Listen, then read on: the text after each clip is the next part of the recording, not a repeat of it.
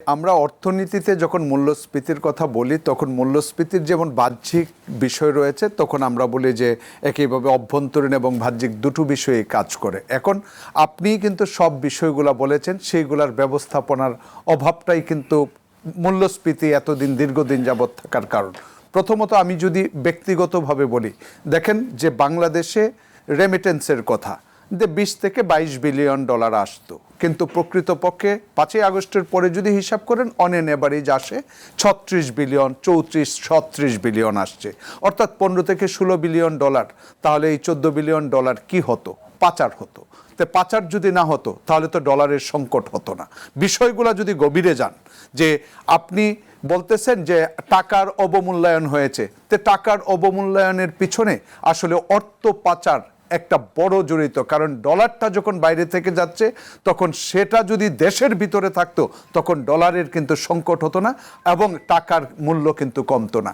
এখন ডলারের এগেইনস্টে যে পতন টাকার মূল্যের, সেটা কিন্তু 30-34%। অতএব এই জায়গাটায় যে ইম্পোর্ট কস্ট বাড়বে সেটাকে আপনি কি দিয়ে ঠেকাবেন?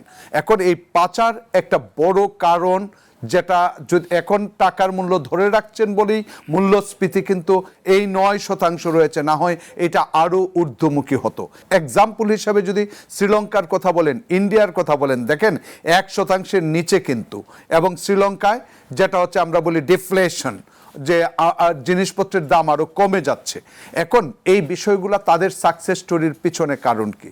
কারণ হচ্ছে দেখেন, খরচের ক্ষেত্রে আমরা যখন আয় করতে পারছি না তারপরেও কিন্তু খরচ লাগামহীনভাবে বাড়াচ্ছি। তো সরকারি খরচ যখন আপনি দেখবেন যে বাজেটে ব্যয়, আর সেই ব্যয় মেটানোর জন্য সরকার কি করছে, লাস্টে গিয়ে কিন্তু প্রিন্ট করতে হচ্ছে। আপনি দেখেন সেন্ট্রাল ব্যাংক বলছেন সংকুচনমূলক নীতি, মানে সংকুচন মানে কিন্তু সার্বিক অর্থে সংকুচন বোঝায় হচ্ছে জিডিপির সংকুচন। আবার আপনি পার্লামেন্টে দাঁড়িয়ে সিদ্ধান্ত নিচ্ছেন কি জিডিপি 4% এই বছর অর্জিত হয়েছে, সেটাকে আপনি 6.5% নেবেন। তার মানে কি সম্প্রসারণমূলক। তাহলে একদিকে সম্প্রসারণ, আরেক দিকে সংকুচন। এই যে আমি বলবো কোঅর্ডিনেশন, সেই কোঅর্ডিনেশনের সিরিয়াস অভাব, সেই জায়গাগুলা ভেবে দেখা দরকার যে সফলতা আমি কেন হচ্ছি না। আবার দেখেন সেন্ট্রাল ব্যাংক যখন একটা সিদ্ধান্ত নিবে, সেন্ট্রাল ব্যাংক কিন্তু সিদ্ধান্তে অটল সিদ্ধান্ত, আপনার কার্যকরী যে লক্ষ্য এবং উদ্দেশ্য সেটা বাস্তবায়ন করতে সক্ষম হয়। আপনি যখন লক্ষ্য এবং উদ্দেশ্য ঠিক করলেন, কার্যক্রমগুলা ব্যতিক্রমধর্মী করলেন, তার মানে হচ্ছে আপনি সংকুচনের কথা বলছেন, কারণ হচ্ছে মূল্যস্ফীতি নিয়ন্ত্রণ করবেন, কিন্তু সংকুচনের কথা বলে আপনি দেখেন দেশের অর্থনীতি, ভঙ্গুর অর্থনৈতিক প্রতিষ্ঠানগুলোকে ঠিক করার জন্য আপনি কিন্তু টাকা ছাপিয়ে দিচ্ছেন। যখন আপনি টাকা ছাপিয়ে বাজারে দিচ্ছেন তখন কিন্তু আপনি সংকুচনের রাস্তায় হাঁটছেন না, তার মানে হচ্ছে প্রসারণ।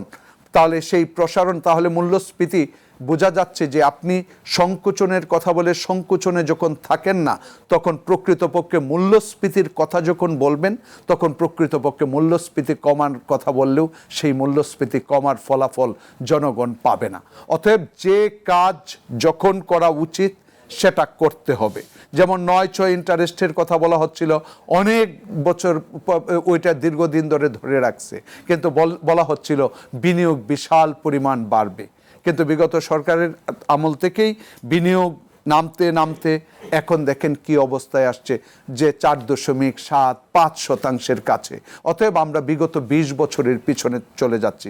আপনি যখন বিনিয়োগ কমে যায় তার মানে আপনি প্রবৃদ্ধি বাড়ানো ছাড়া মূল্যস্ফীতি কমাতে পারবেন না, কারণ সাপ্লাই সাইড আপনাকে প্রসারণ করার জন্য যত কিছু দরকার সব কিছু করার জরুরি।